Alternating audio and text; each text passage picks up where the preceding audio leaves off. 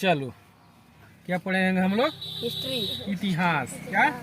इतिहास। इतिहास में पढ़ेंगे भारत का इतिहास। क्या? भारत का इतिहास। भारत के इतिहास पर उसकी भौगोलिक स्थितियों का प्रभाव पड़ता है। अगर जैसे कि भारत का जो इतिहास है, मतलब इस समय जो चल रहा है या पूर्व जो है, वह किस पे निर्भर करता है? उसकी भौगोलिक स्थिति, मतलब भौगोलिक दशा उसे कहते हैं। जैसे कि जो घटित हो रहा है, अगर जैसे कि पहले राजा थे, अब क्या है? पहले राजतंत्र था, उसके बाद प्रजातंत्र आ गया। अब क्या है? प्रजा। पहले राजा जो थे वही राज करते थे और वही क्या करते थे?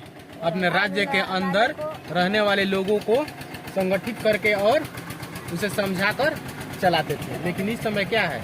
इस समय प्रजातंत्र आ गया। प्रजा ही राजा का चयन करता है। क्या करता है? प्रजा ही राजा का चयन करता है। अब हम लोग पढ़ेंगे भारत का इतिहास, उसकी भौगोलिक स्थिति का प्रभाव है। चलो पढ़ते हैं।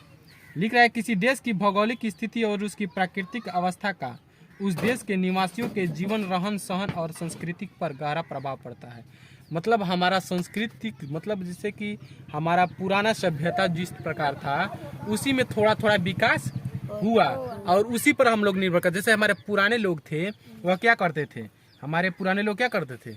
पूजा पाठ, मतलब किस तरह आदमी का विवाह होगा, किस तरह राजा का यहाँ पे क्या होगा, संगठन होगा, कौन राजा बनेगा कौन नहीं बनेगा, ठीक उसी पर किस पर निर्भर करता है? हमारे इतिहास पर निर्भर करता है। और इतिहास का ही हमारे भौगोलिक पर क्या है? प्रभाव पड़ता है। यानी रहन सहन और सांस्कृतिक पर गहरा प्रभाव पड़ता है। जिस प्रकार पहले के लोग थे, उसी का ही प्रभाव अभी भी पड़ रहा है। क्या पड़ रहा है? भौगोलिक स्थिति से देश के इतिहास का दिशा निर्देश भी होता है। जिस प्रकार भौगोलिक स्थिति, अब यहाँ पे जैसे कि पाकिस्तान, क्या है? पाकिस्तान में अभी आर्थिक स्थिति बहुत कमजोर हो गई है, तो वहाँ की भौगोलिक स्थिति भी कमजोर हो जाएगी, यानी वहाँ विकास नहीं हो पाएगा। ठीक उसी प्रकार जिस प्रकार भौगोलिक स्थिति रहेगी, उसी पर देश का इतिहास भी निर्भर करेगा।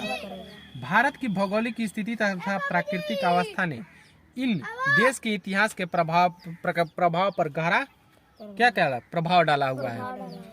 प्रवाह पर गहरा प्रभाव डाला है। क्या डाला हुआ है? भारत की भौगोलिक स्थिति तथा प्राकृतिक अवस्था ने इस देश के इतिहास के प्रभाव पर गहरा प्रभाव डाला हुआ है। पढ़ेंगे भारत के इतिहास के स्रोत। अब कैसे जानेंगे हम अपने इतिहास के बारे में? कुछ तो चीज होगा, जैसे ग्रंथ, वेद, पुराण, इसी सब से न जानेंगे भारत के। कैसे जानते हैं कि राम जी का जन्म हुआ था? श्री रामचंद्र का जन्म कैसे जानेंगे हुआ था? यह वेद न बताएगा, ग्रंथ न बताएगा। महाराणा प्रताप, पृथ्वीराज चौहान, उसके बाद कौन? वीर शिवाजी महाराज, ये सब कहाँ से आए? कैसे जानेंगे? इतिहास जानेंगे। और उन्हीं का प्रभाव ही हमारे क्या भौगोलिक स्थितियों पर पड़ा हुआ है, हमारे रहन सहन में पड़ा। जैसे कि क्या अशोक जो थे, क्या थे? चक्रवर्ती सम्राट थे। तो इसी तरह मतलब जो इतिहास रहता है, उसी का प्रभाव हमारी भौगोलिक स्थितियों पर पड़ता है। तो हम जानेंगे इतिहास के स्रोत। क्या जानेंगे? इतिहास के क्या जानेंगे? भारत के इतिहास के स्रोत। भारत के इतिहास के स्रोत कई हैं, लेकिन अगर सही तरीका से देखा जाए तो कितना है? 8। कितना है? 8। तो भारत के पहला इतिहास का स्रोत क्या है? धर्म ग्रंथ, जैसे वेद, पुराण, उपनिषद, अरण्य, रामायण और महाभारत आदि। यही है हमारे भारत के प्रथम स्रोत। क्या है? भारत के प्रथम इतिहास के स्रोत है। दूसरा बौद्ध धर्म ग्रंथ, जैन धर्म ग्रंथ और बौद्ध जैन साहित्य, इसी में लिखा हुआ है भारत के इतिहास। किसमें लिखा है? इसी में लिखा है। तीसरा क्या है? ऐतिहासिक ग्रंथ, जैसे चाणक्य का अर्थशास्त्र। चाणक्य के अर्थशास्त्र, माने उसी के अर्थशास्त्र से आज भी जो है इकोनॉमिक क्या होता है? चल रहा है। उसी के चाणक्य इतने चालाक थे, इतने बुद्धिमान थे कि वह अकेले ही एक पूरे राज्य का एम्पायर को संभाल लेते थे। पूरे एक राज्य का एम्पायर को संभाल लेते थे। ऐसे ही क्या है? विशाखा दत्त का मुद्रा राक्षस, यह क्या है? एक प्रकार का इतिहास का बुक है, इतिहास है, जिससे हम भारत के मतलब मूल इतिहास के बारे में जानेंगे, मतलब पुराने इतिहास के बारे में इन्हीं सब से जानेंगे। और क्या है? बाण लिखित, हर्ष चरित्र और कर्णक लिखित राजत रंगड़ी। क्या? राजत रंगड़ी। चौथा है लेख शिलालेख, ताम्र लेख, जैसे अशोक और समुद्रगुप्त के लेख। यह क्या है? शिला। अब कैसे जानोगे कि अशोक थे? कैसे जानोगे? तो इतिहास में लिखा हुआ है। क्या इतिहास में? ये पुराने लेखों में लिखा हुआ है। जैसे कि पहले के ताम्रपत्र, पहले पन्ना, कागज का पन्ना नहीं था तो किस पे लिखा जाता था? ताम्रपत्र पे लिखा जाता है। किस पे लिखा जाता था? ताम्रपत्र पे लिखा जाता था। शिलालेख बनाया जाता था। क्या बनाया जाता था? शिलालेख बनाया जाता। स्तंभ बनाया जाता था। क्या बनाया जाता था? स्तंभ बनाया जाता था। सिक्के, पांचवा क्या हुआ? सिक्के। या सिक्के पर जानेंगे जो उस समय के किस प्रकार का सिक्का चलता था। छठा, खुदाई में मिले अवशेष जैसे तक्षशिला, नालंदा, पाटलिपुत्र, सारनाथ, हड़प्पा और मोहनजोदाड़ो में मिले अवशेष। अब कैसे जानेंगे कि पहले के लोग किस प्रकार के थे? कैसे जानेंगे? यह इतिहास में कैसे जानेंगे? खुदाई भी करेंगे तब ना जानेंगे हो। अगर खुदाई होगा तो यहाँ पे कोई चीज मिलता है तो उसका क्या करेगा? पुरातत्व विभाग उसका जांच करेगा। क्या करेगा? जांच करेगा कि आखिर यह कितने साल पुराना है। और जांच किससे होता है? कार्बन 40 के द्वारा। किसके द्वारा? कार्बन 40 के द्वारा जांच किया जाता है कि यह वस्तु जो है, चाहे यह प्रोडक्ट है, या चाहे यह सामान है, चाहे यह तलवार है या भाला है, चाहे यह रथ है, चाहे यह महल है, चाहे ईटा है, यह कितना पुराना है, कितना वर्ष पुराना है। किस चीज के द्वारा? कार्बन 40 के द्वारा। यानी किस क्या किया जाता है? खुदाई के द्वारा पता किया जा सकता है अपने इतिहास के बारे में। सातवां, प्राचीन इमारतें, धर्म स्थल, मंदिर, महल, किले आदि।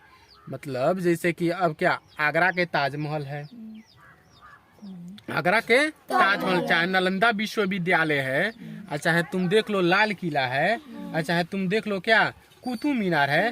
तो मतलब यही सब, चाहे राम मंदिर है, चाहे कोई भी मतलब पुराना मंदिर, यह सब देखे कर ना जानोगे कि मतलब यह पुराना जब है तो हमसे पहले भी लोग थे, हमसे पहले भी लोग थे।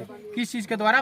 प्राचीन धर्म स्थलों और मंदिरों, मस्जिदों और कुतुब मीनार, मतलब यही सब के मकान, महल और क्या राज्य, गणराज्य के ही द्वारा ही जानोगे कि हमारा इतिहास किस प्रकार था। आठवां, विदेश यात्रियों के लेख जैसे मेघस्थनीज, पहायान और हेनसांग द्वारा लिखित वृत्तांत। इन्हीं सब के द्वारा क्या जानोगे?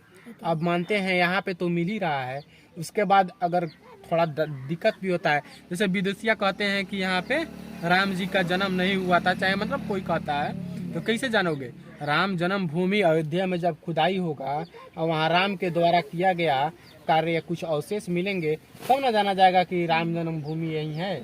तो या विदेशियों के अभिलेखों में भी इसका वृत्तांत है। क्या है? वृत्तांत, उसमें भी लिखा गया है। भारतीय इतिहास को 3 कालों में बांटा गया है। कितने? 3। भारत इतिहास को 3 कालों में बांटा गया है। पहला प्राचीन काल, दूसरा मध्यकाल और तीसरा आधुनिक काल। प्राचीन काल, एक मध्यकाल, एक आधुनिक काल। प्राचीन काल हुआ जब सबसे पुराना काल, सबसे पुराना काल। अब मध्यकाल हुआ जो क्या हुआ? जो बीच में आया। मध्य मतलब बीच, मध्य मतलब बीच, जो बीच में चला। आधुनिक काल जो मतलब अभी चल रहा है और आने वाला है। मतलब आधुनिक, जैसे डिजिटलाइजेशन को आ सकते हैं, डिजिटल। पहले तुम मोबाइल से किसी के पास पैसा भेज सकता था? नहीं। मोबाइल से किसी पे, जैसे फोन पे, पेटीएम, क्या हुआ? आधुनिक काल हुआ। क्या हुआ? आधुनिक। पासबुक से बैंक में जाकर पैसा निकाला जाता था, वह मध्य काल था। क्या था? मध्य काल था। अब प्राचीन काल क्या हो गया? उस समय सिक्का चलता था। क्या? कि जब एक दूसरे को दिया जाता था, हम तुमको देंगे, चाहे तुम ले आकर बाजार में दोगे, वह क्या था? प्राचीन काल था। ठीक। इतिहास के कितने कालों में बांटा गया है? 3। पहला प्राचीन काल, दूसरा मध्यकाल और तीसरा आधुनिक काल। तो प्राचीन काल के बारे में हम लोग कल पढ़ेंगे। बंद कर देखा।